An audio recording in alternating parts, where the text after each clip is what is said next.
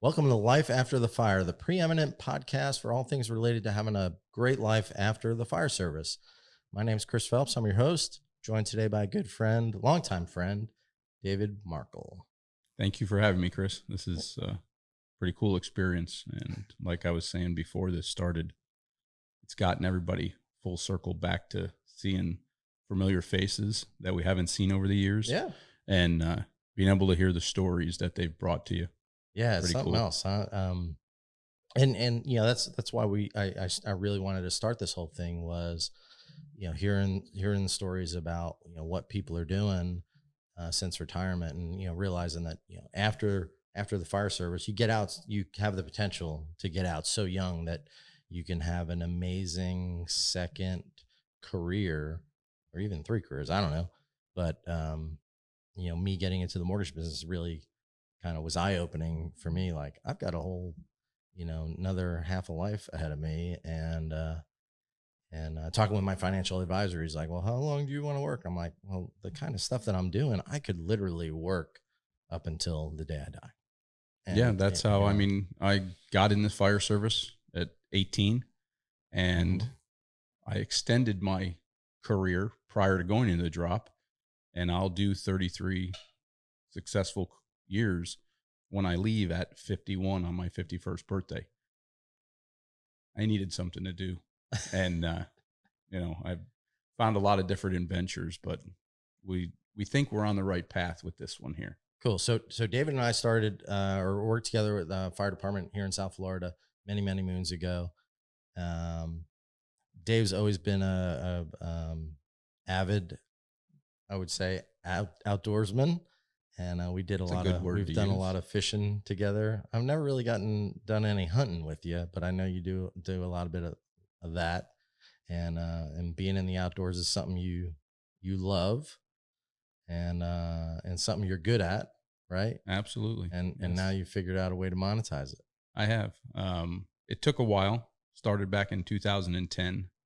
I decided to do guided hunts. I had a small piece of leased property out on the West Coast, and it was working to my advantage until the money coming in was not as great as I thought when it came to paying the leases on annuals and fees. So we kind of put it to rest for a couple years, and recently, in the last year and a half, I've gained a lot of property out on the West Coast in Polk County, Florida, and was able to bring this business back to life. And as you know, living on the water, our boats, if we're not fishing, I'm hunting. So like you said, I found an easy way.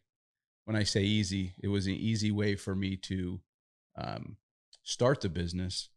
But now some of the hurdles that I'm finding on the business end with licensing and stuff and insurance, you know, we're giving people guns, we're giving them weapons, and we're sending them out into the woods. Yeah. So I've found great insurance companies, great relationships. We're able to do that and be successful at it. So you're basically had this song, this Luke Bryan song running in the back of your head, right? What is it? Hunting, fishing, loving every day. Yeah, you know, and that's what that was kind of the impetus. I'm kind of happy that it happened a little bit later in my career. So I had some guidance.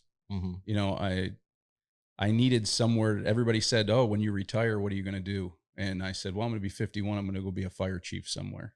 Mm-hmm. And then friends, yourself, told you and others said, "You really want to be a fire chief?" And I said, "I think I've earned it."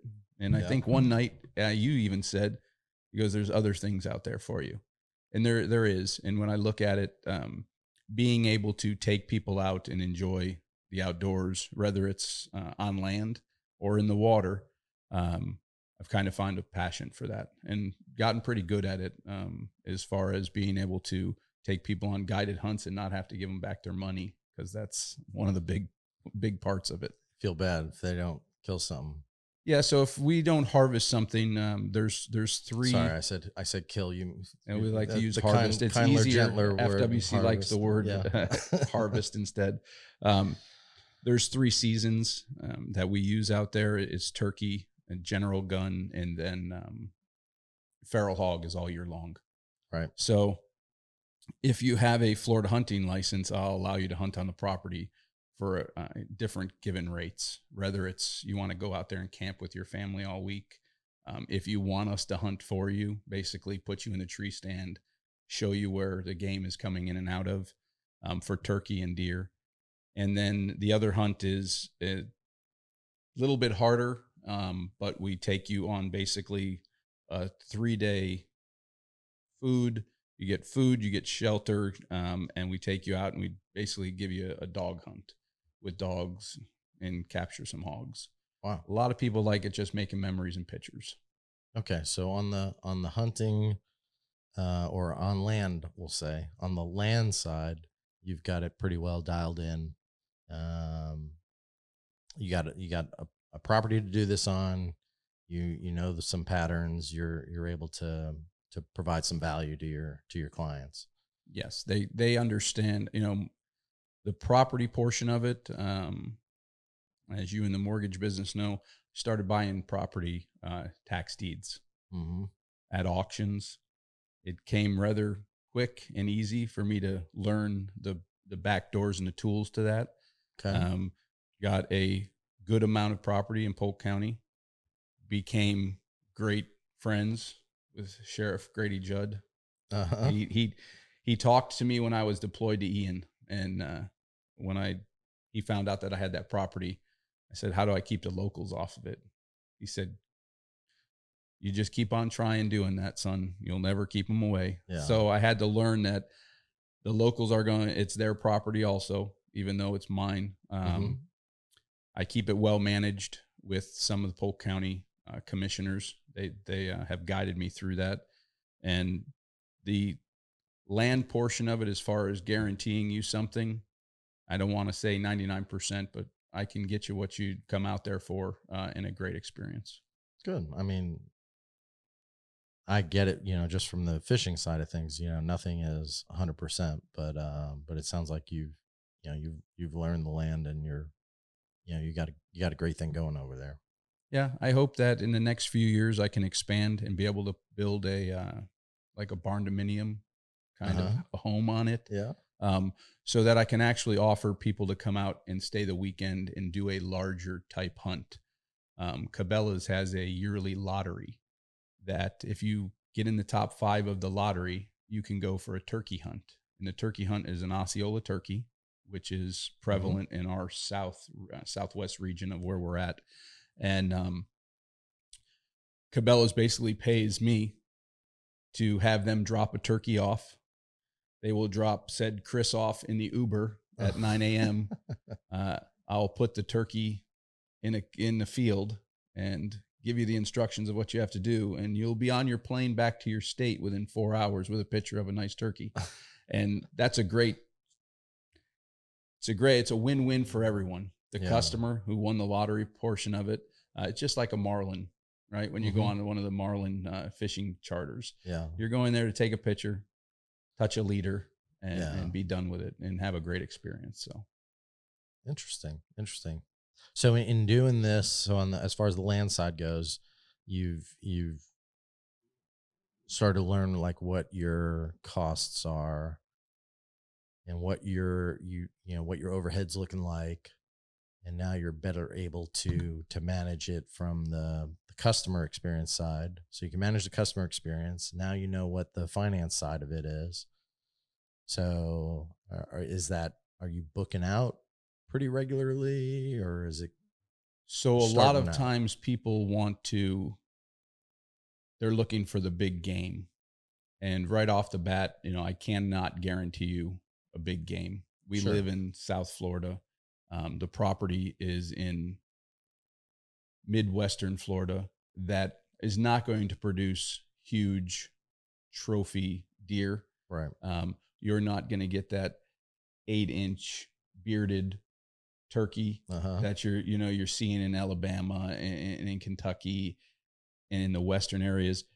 But I will give you an experience that some people come down and they've never been feral hog hunting. Yeah. And when we tell them we're not going to use any weapons, I had last week. So wrestling hogs.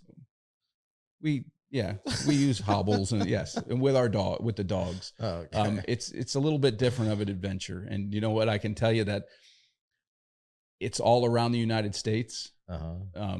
But we probably, and I have close friends that they do this for basically trophies. And, there's dog competitions for catching hogs. But anyhow, the two people that we had, they were from New York City. They came down, they were staying with their grandparents and they wanted to go out. So we met them out at the property and we took them out for the afternoon. And they were rather impressed with it, because no weapons and we're going to chase these things down. And it's a good time though. And once we get them all tied up, we let them, take pictures with them and all. Yeah. So, but that's where we're at with it. That's awesome. So, and then obviously on the fishing side of things, on the water side of things, what hoops have you had to jump through? Because you mentioned you've had some pretty substantial hoops to jump through there. So I thought to myself as this business was expanding, live on the water. I consider myself an okay fisherman. We're not great. And I heard a great name the other day, Glenn Aiken. Uh-huh. That man, he could go out fishing and nobody could be catching fish. Oh yeah. And he'd have a whole boat full of fish. Yeah. Old man of the sea. Yeah. And he knew every hole and and I like to pick their brains over the years. And even the people that live near my condo, I like how they go out and they catch these 4 or 5 fish in 200 feet of water and they're doing it every day. And I needed to learn that. Yeah. And I think I have it pretty well tied up on how I get it done and what I need to get done. So I decided to adventure out and see if I could start this chartering business. Mm-hmm. And in the beginning, the chartering business was actually for my brother. My brother runs a portion of the business doing pier and causeway fishing, snook fishing.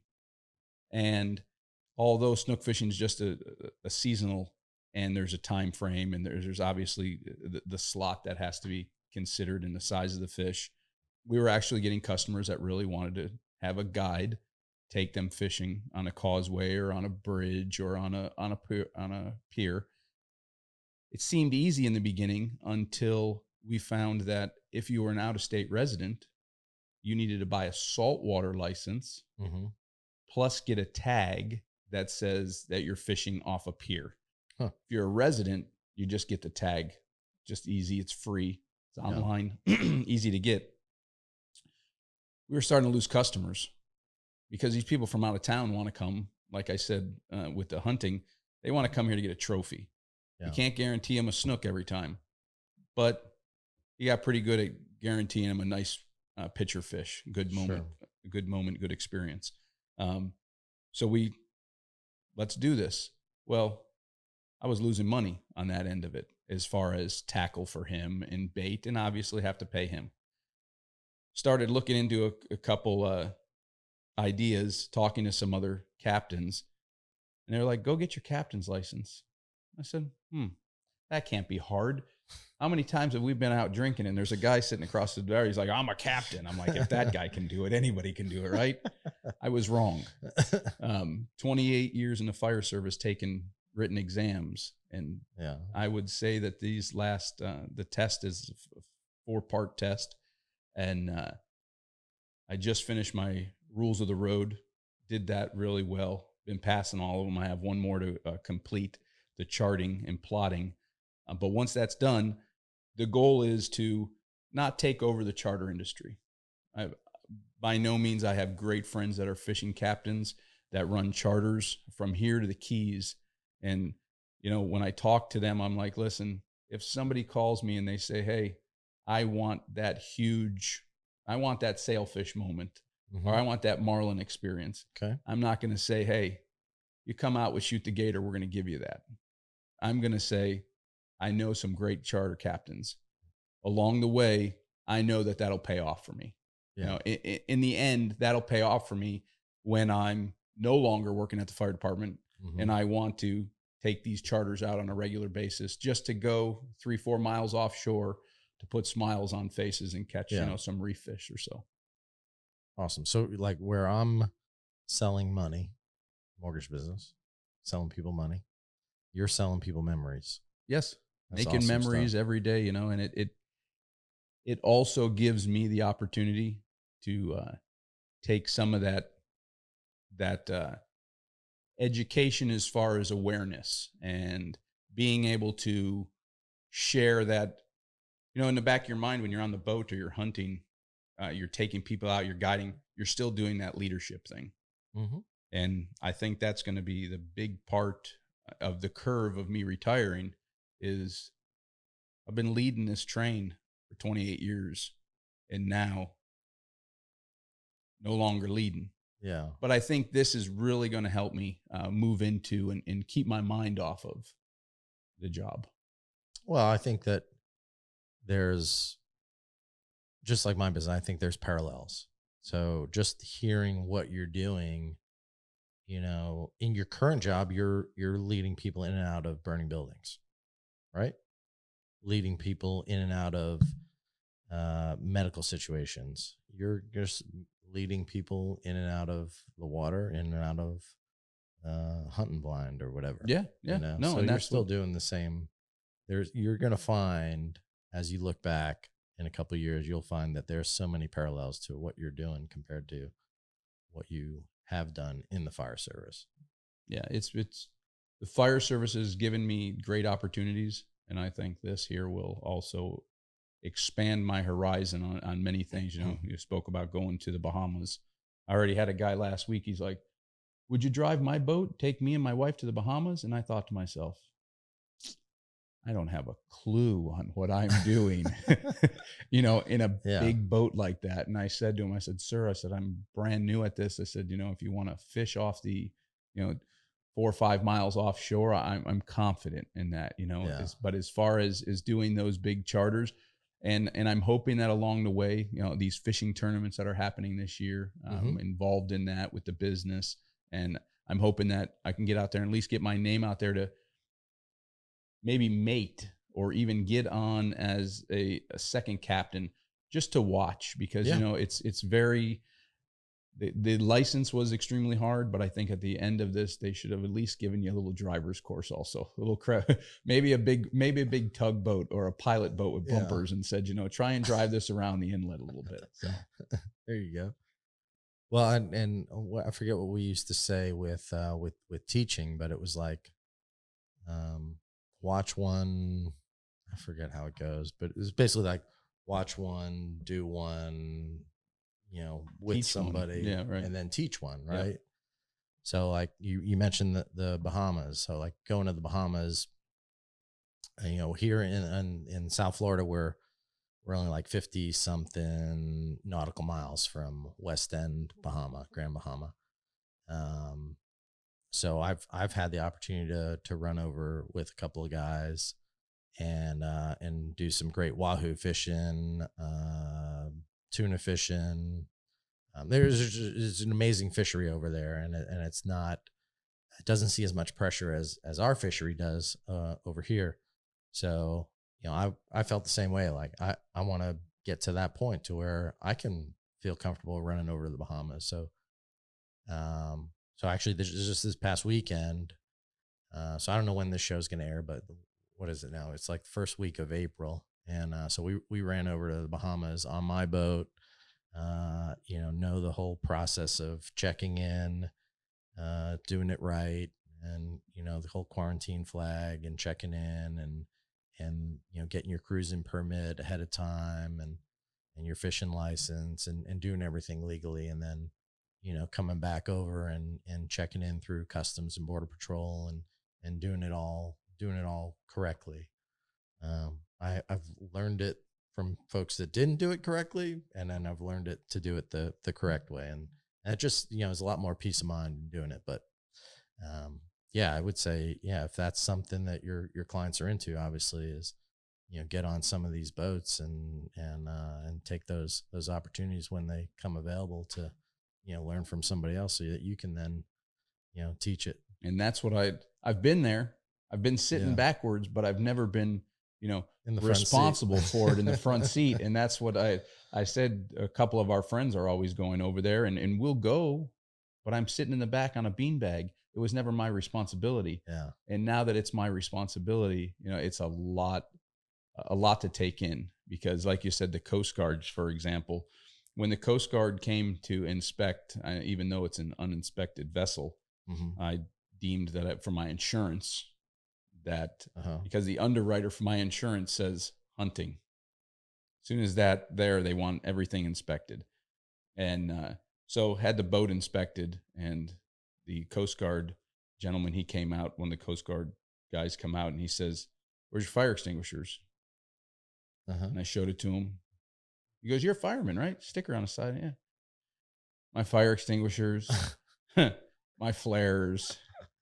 All So out of long date. story short, they needed to be. They're Yeah, all out of and date. He gave me a fine, stern talking to, and I got that all fixed. And Uh-huh. and then as soon as I got done with the captain's portion of that test, on there was about making sure that your stuff is adequately maintained. So Yeah. it's been a great experience, great learning experience taking the certificate. That's good. Good stuff. So how many more years you have left in the fire department? Are you in the drop now, or 52 months. 52 months? Yep. Okay. Everybody told me, it's came in as the young gun, 18, April 1994. Uh-huh. And now 28 years later, there's only 3 of us that I remember looking up to there that are still on the job. Wow. And everyone else has retired, and Uh-huh. and the people that are there now are actually, we grew up with them, and when you tell a story, you look around the room and you're like, ooh, no one's going to know about this person, and so it's good to. Nobody knows about Chris Phelps. No, the legend of Chris Phelps. You'll come in some days and say, "Hey, is Markle here? Well, let me go check in his office," and everybody's kind of looking, and I walk out and I see you standing there. We start drinking our coffee, and I'm like, "You don't know anyone here." And some days, it's funny to even know. Some days I walk around. This past week, we hired, brought on our first, I think, 15 Mm-hmm. that started, and young guns, eager to learn, big sponges, Yeah. and I can't pronounce half their names. And then I figure, wow, this is what I'm going to, in 52 months, I'm turning this all over to them. Yeah. Which someone did that for me. So I have to do that for them. Yeah. Yeah. So it's coming, 52 months. Wow. So your business, you started it quite some time ago. You've been slowly getting it back together, getting all credentialed and getting the proper licensing and everything. Is your hope to do this as a full-time gig, or have you set yourself up through your retirement, through your drop account and anything else to not have to do it like full time, or what's your goal? My goal is to, I told my better half and myself and my children that when I go into the drop, the day I went in the drop, I needed to be financially stable to live the rest of my life. Okay. So what I had sitting, an old man once told me, you'll know him, Ed Morjean. He said to me, Markle, if you don't have 6 months of your savings in an account, you're not prepared for retirement. And that hit home. I never, while I was raising my children. And so 6 months of expenses, you mean? 6 months of your paycheck. Oh, okay. Of your paycheck. Okay. 6 months of your earnings. In a savings account. Okay. And I thought, that can't happen. I'm raising children. And I look at it today and I said, that can't happen. Yeah. but you know what? It can. It Okay. can. And when I hit that date of me saying I'm going to retire, Uh-huh. I made sure that that was one of the things that I had, because you need to financially be able to, even with your COLA that you're getting, live the life that you earned. Mm-hmm. And when I say that, we did a lot. Our bones are not when we were 18 and 19 Mm-hmm. anymore mentally. So we need to be able to focus on a positive future and be able to do that without any bumps in the road financially. Yeah. So being able to have a good steady uh, income from our pension, Mm-hmm. and being able to have that drop, which is a blessing for anyone and everyone, um, and setting myself up, this project adventure that I'm taking on Uh-huh. is going to be for my daughter's husband and my daughter, my other daughter. So you're building a legacy. I'm building old Florida money, Mm-hmm. and it's been a long time coming as far as being able to get through everything, like you mentioned, licensing and all, but it's working, and I'm going to be able to guide them through it and do it when I want to. So, Awesome. So if our listeners were thinking, you know what, I really enjoy or I really love hunting and fishing. I really enjoy the Florida lifestyle. Um, maybe I want to do something like that in my neck of the woods. What would you say, or what would you recommend be some of the steps that they would need to do? for the land portion of it, if you are fortunate to be able to get yourself at least 10 acres, um, backed up by, mine is surrounded by a preserve of 18,000 acres of Polk County land. Um, it's the land. You have to Mhm. be very, very cognizant and aware of the laws that are in that area, Okay. that have to do with the land and the purchasing of it. Are you purchasing land that is for agricultural, or are you purchasing it for recreation, or is this a lease? And that's where I messed up in the beginning, because I had a lease and I was taking people that I had hired that had hired me on someone else's property, and that's a no-no with the insurance companies. Mm. Second is insurance. The minute you tell somebody that you're going to guide them, it would be like, telling somebody we're going to get into SpaceX Uh, and I'm going to take you to the moon. It's the same thing. I'm giving a person a firearm. mm-hmm. I'm hoping that, they understand the safety portions of it, that we do a briefing with them, and we even have a small range that we can let them shoot at. And then the water portion of it. So safety, the land and the insurance is one for that I would really look into. The rest of it, the guarantees, we give money back. You cannot deny that. I'm not Mm-hmm. going to take you out for 4 hours. Some people just want to do target shooting. Some people just want to walk around in the wilderness. I had a woman, she was with her husband. We went out, gave him a ride on the buggy, showed him around, took pictures of birds. And, I explained to him at the end, I said, I apologize. I said, as you've seen in it writing, she said, nope, here's an extra $100. She Mm. wanted to go ride around on the buggy and take pictures. She's seen the cows in the pasture and some horses. She was happy with it. And then on the water side of it, the water side, the worst thing you can do is overstep your boundaries. And what Mm-hmm. I mean by that is that there's men and women who have been salty dogs for years on the water. You're not going to come and take over their fishing or their spots. So what I've learned to do is be very um, walk on eggshells, talk, meet people. Hey, Chris, do you know this guy? Maybe you can introduce me. I'm new at this. I don't want to catch marlin. I want to take Miss Smith and Mr. Smith out fishing. And Right. I didn't realize how many Miss Smith and Mr. Smiths daily want to go fishing.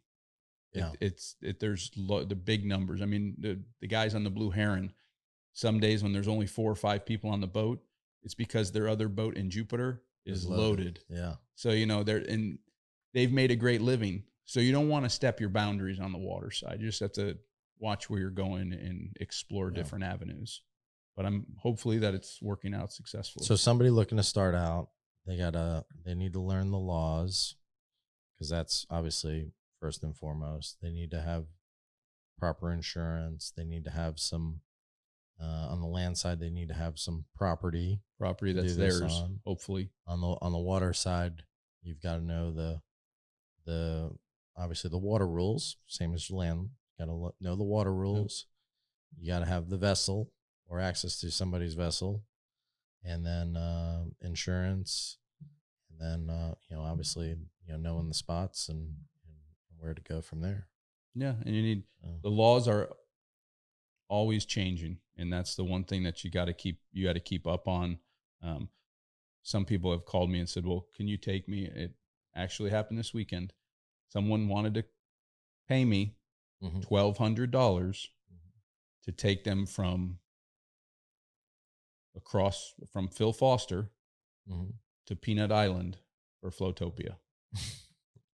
So Floatopia is is it twice a year or just once a year? It's a once summer a year? kickoff of the sandbar. It's 20,000, 30,000 people all floating around, boats, unable to move from boat to boat. Yeah. It's a great adventure to watch from shore or watch from a drone. A drone would even work. Yeah. But, she was upset. Well, you're captain service. I'm a captain service that will bring you from port to port, or from port to returning home port, but you'll stay under my visual observation the whole time. Yeah. And I just can't be dropping people off. It's not a taxi service. It doesn't work that way, especially when Palm Beach County has shut down their taxi service and their ferrying services for the day to the island. Yeah. You don't want to be caught. That's a quick way to get rid of business and your licenses. Yeah. So do it right. Awesome. Yeah, it was going on as we were heading out the inlet, or heading around the island to get out the inlet. It was already going on at like 9 o'clock in the morning. And they come 2-3 days before. Yeah. So. All right. So for any of our listeners that are in the area or outside the area, and they're looking to have that Florida experience, build those memories, how would they? I don't even know that we mentioned the name of your company and how they would find you. So obviously right now, social media is all about Facebook and Instagram. Okay. Shoot-Da-Gator LLC. Shoot-Da. So if you've got this time real quick, when I decided to do this, a good friend of mine, God rest his soul, Brian Walnevitz, was stationed with me, and Travis Held. We were at station, and I said, I'm going on a hunt. And they were like, we were watching that Shoot-Da-Gator, the Gator people on television. And Troy Landry always say, shoot 'em, shoot 'em, shoot 'em. And I said, I'm going to do that in my business. And Brian, as quick as he was, he said, yeah, shoot-da. And I'm like, thanks a lot, Brian. Yeah. And you know what? It stuck. Yeah. So it's Shoot-Da-Gator LLC. And we're full outfitting business. So the outfitting portion of it is, if you rent a boat from Palm Beach Boat Rentals, but you don't have fishing equipment, I teamed up with the guys at the Rod Room, bought a bunch of used gear from them. So if you are going to go fishing on a rental boat and you need gear, we'll supply you with, whether it's trolling stuff or bottom rigs or just fishing off piers. Yeah. So Facebook and Instagram. Okay. And then our website is outfitters@shoot_da_gator.com. Seemed really cool in the beginning until you write that 4 or 5 times. But it's been successful, and it's been a great journey. Yeah. Thinking of the movie Horrible Bosses too, where they mentioned the name of their Yes. website. Yes. And yes. I've never said that out loud. Yeah. Every time, people are like, what is it? I'm like, here we go. Yeah. Maybe I'll write it. That's why my business cards are I hand those out there quick. How about a phone number? What's the 561-386-8815. Awesome. So if you want to get a hold of Dave and Shoot-Da-Gator, there's a couple ways, and we'll have stuff in the show notes as well. As far as our podcast goes, if you know somebody that's doing something amazing, whether they're currently in the fire service or they've already retired, and you want to hear more about it or want to share your own story, you can reach us at info@latfpodcast.com. That's info@latfpodcast.com. We'll see you on the next one.